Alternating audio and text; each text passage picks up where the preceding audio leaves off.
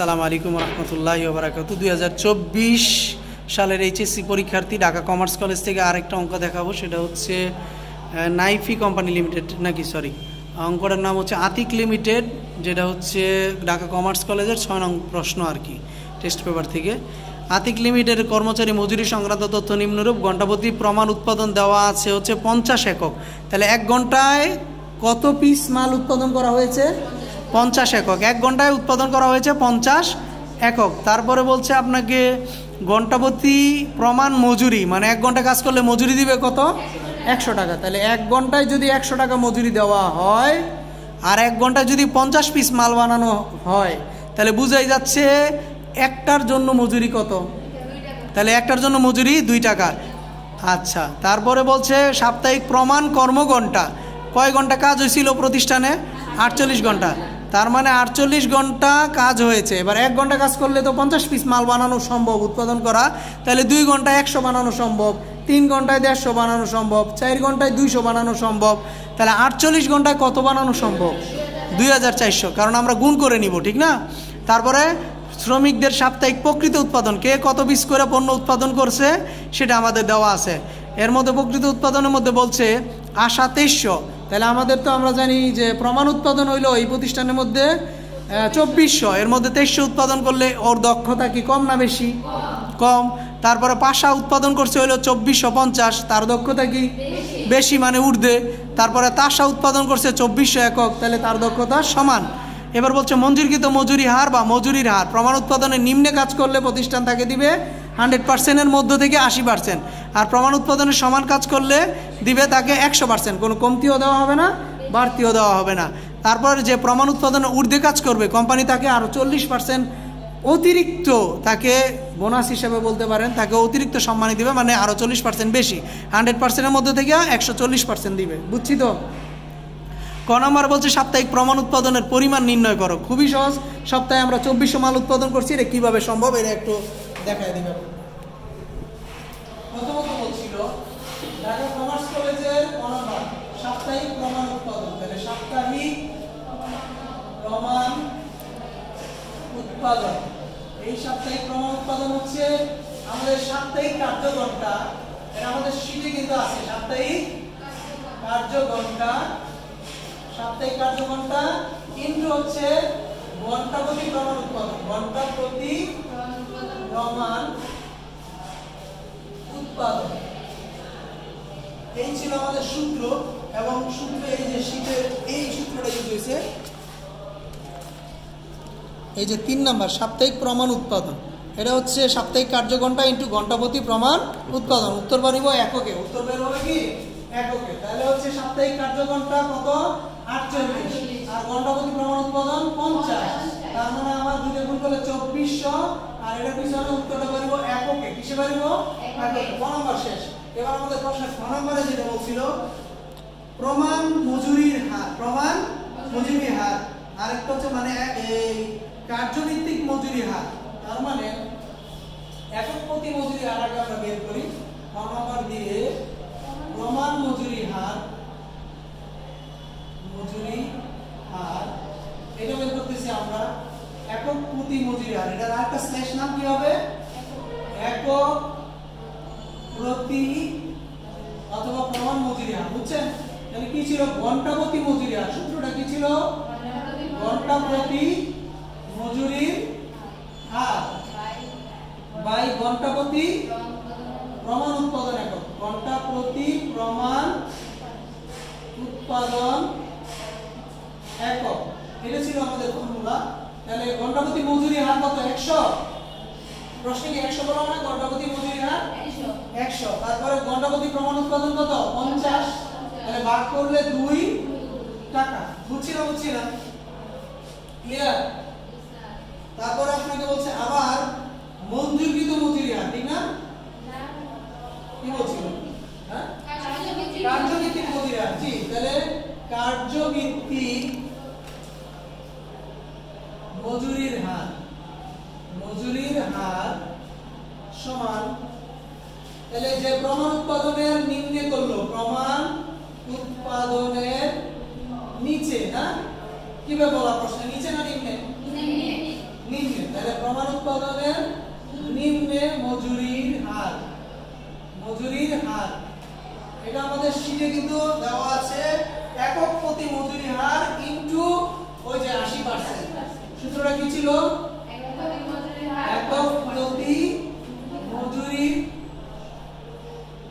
হার into 80%। নিচে হলে কত পার্সেন্ট?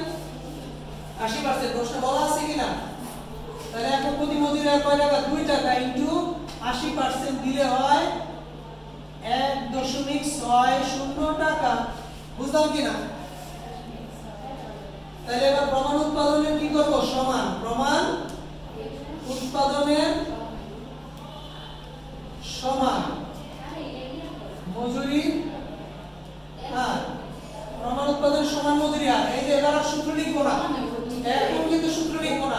এই যে জনগণ একক প্রতি মজুরি হার সূত্র লিখবো না। তাহলে একক প্রতি মজুরি কয় টাকা? 2 টাকা ইনটু 100%। তাহলে আপনি দিলে আসবে 2 টাকায়। কত আসবে? আমি পাশে লিখলাম, এই যে আমার যেহেতু এখানে সুযোগ নাই। আবার কি করব? প্রমাণ উৎপাদনের ঊর্ধ্বে মজুরির হার,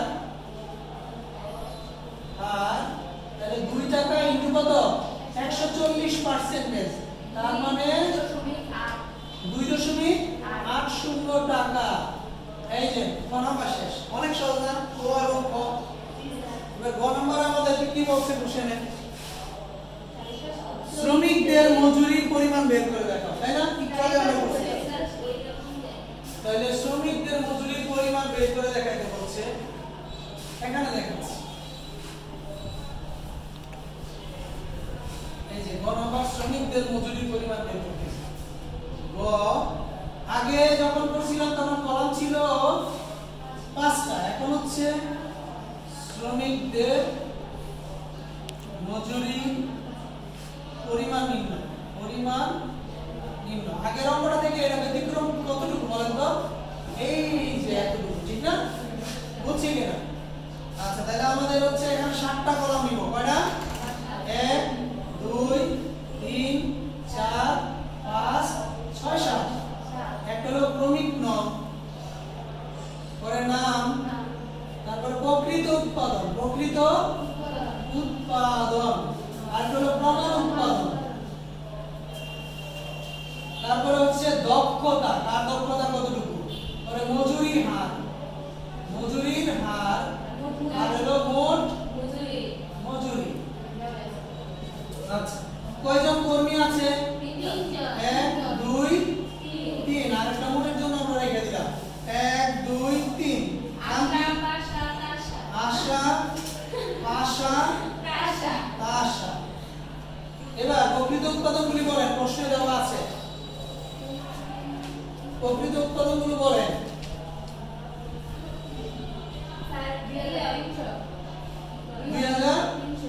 2300, পরে 2450, 2400। আর প্রকৃত পক্ষে মানে এগুলা উৎপাদন করছে। আর প্রমাণ উৎপাদন, এই যে কোম্পানিতে কতটুকু করতে বাধ্য শ্রমিকেরা? 2400। তাহলে 2400 বানানোর কথা তাদের টার্গেট। 2400 বানানোর কথা টার্গেট। এর মধ্যে বানাইছে কত? খেয়াল করেন, একটা কর্মী 2400 বানানোর কথা, বানাইছে কত? তার দক্ষতা কি? কম মানে নিম্নে। এই কলমটা আগে পরে দিলে কোনো সমস্যা নাই। বুঝছেন কিনা? তবে আপনাকে কম্পেয়ার করতে হবে।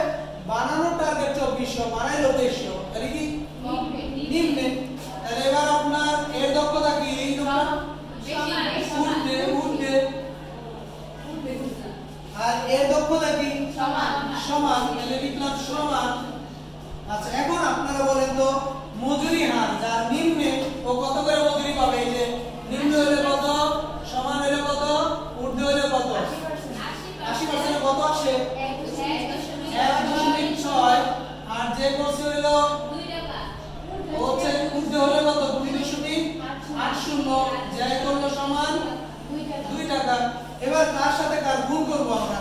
এই দুইটার মধ্যে কোনটার সাথে গুণ করব? প্রকৃত। মনে রাখবেন, প্রকৃতর সাথে গুণ হবে। কার সাথে গুণ হবে? প্রকৃতর সাথে। কারণ আপনি তো এটা কোম্পানির টার্গেট, এটা তো বানায় নাই, এইটা বানাইছেন তাই না? তাহলে 2300 × 1.6 তাড়াতাড়ি গুণ করেন, 3680। ভুল হলে আপনাদের দায়ী, মানে আমার দায়ী না। 3680। আচ্ছা 2450 × 2.80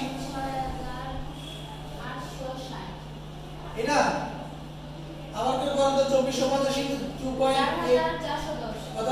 4410। না না না না স্যার এটা 2450 × 2.8 6860। তারপরে হচ্ছে 2400 × 2 এটা 4800। এটা কি 4800? এবার গুণ করেন তো। কার নাম আদায় করে?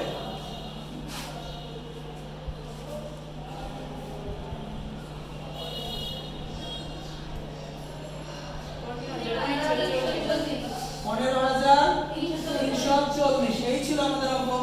যাক, এই মডেলটা আসার সম্ভাবনা বেশি। স্টপ করে